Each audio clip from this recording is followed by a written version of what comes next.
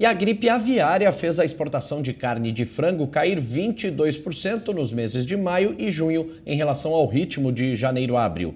Nos 4 primeiros meses do ano, as exportações atingiram em média 453 mil toneladas mensais. E quem está de volta com todos os detalhes é o repórter Luciano Teixeira.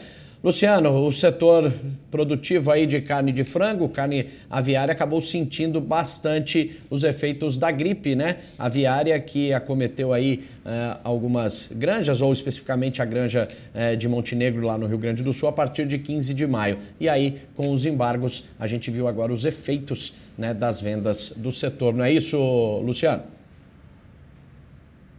Pois é, Cláudio, foi uma granja, né? Isso afetou bastante aí as exportações brasileiras, né? Os dados da Associação Brasileira de Proteína Animal mostram que a gripe aviária reduziu fortemente o ritmo das exportações de carne de frango brasileira nos meses de maio e de junho.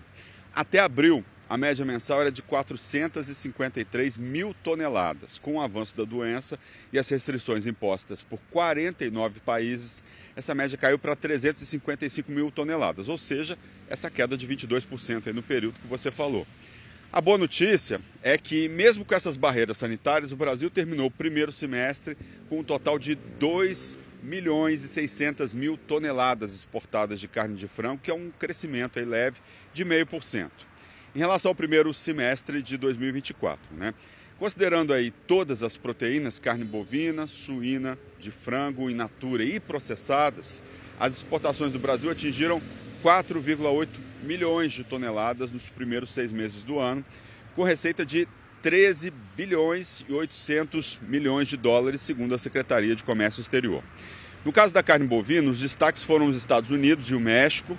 Os Estados Unidos importaram 182 mil toneladas nesse período, um salto de 112%, e o México comprou 52 mil toneladas, 189% a mais do que no mesmo período do ano passado. As Filipinas surgem como um novo mercado importante para a proteína brasileira.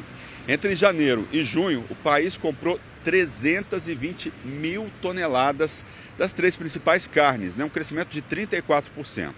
Desse total, 162 mil toneladas foram de carne suína, um aumento aí de 92%.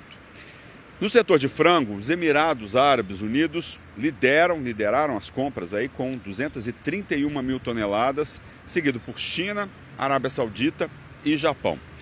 Mesmo com o impacto da gripe aviária, o Brasil segue como aí um dos maiores fornecedores de proteína animal do mundo e tem expandido sua presença comercial na Ásia e na América do Norte, né? Vamos acompanhar aí se esses embargos vão terminar, já estão começando a terminar.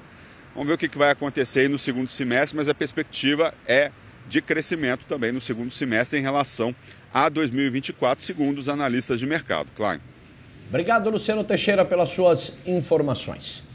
Rodrigo Loureiro, a China conversou aí, representantes da China conversaram com o presidente Lula, inclusive agora no Rio de Janeiro dos BRICS, e sinalizaram que estão revendo alguns protocolos para voltar a comprar a carne de frango brasileira. Até porque os produtores deixaram de embarcar 123 mil toneladas de frango entre 15 de maio, que foi registrado aí o caso foco da gripe aviária, até a primeira quinzena de junho, principalmente porque a China, que é o principal comprador desta proteína do Brasil, deixou de comprar.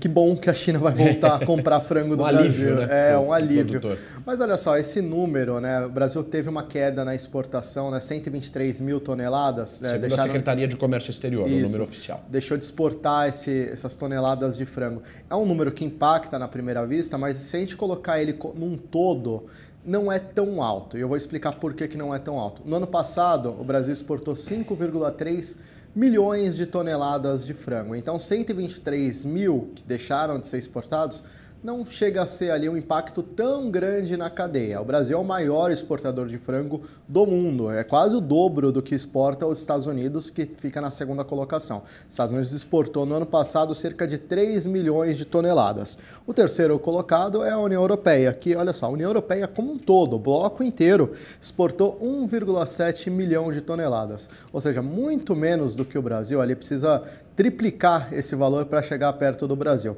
Então o Brasil ainda é o maior exportador de frango, 2025 deve continuar na liderança, mesmo com esse problema que teve com a China.